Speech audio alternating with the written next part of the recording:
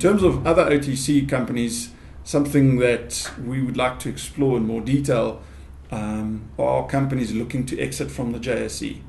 Simply because you're not always able to satisfy all the shareholder requirements in terms of an exit. A lot of shareholders often believe in a company's future, and as a result are reluctant to sell when you delist from a JSE. So I'd almost like to put it out there to say there is life after a JSE listing. If you feel that your liquidity is too low and it doesn't quite justify the cost, there is an alternative where you could get liquidity. So if you are an investor that wish to remain invested in a listed company, which then ultimately delisted from the JSE, to transact in those shares becomes very problematic, firstly. Secondly, you're going to struggle with access to information.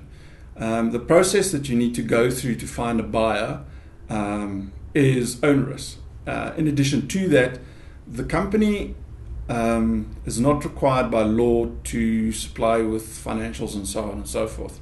So that's going to be another issue.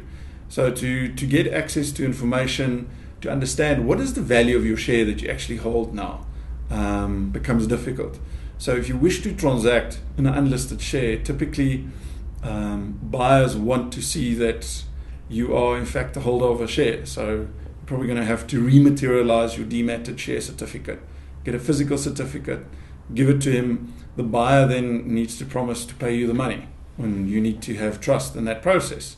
So these are the sort of pitfalls that face an investor remaining in a company that delisted successfully from the JSE. We've had a couple of issues in the past where companies have approached us to look at this for them. So it's an ideal vehicle for companies that used to be listed and now need some form of liquidity.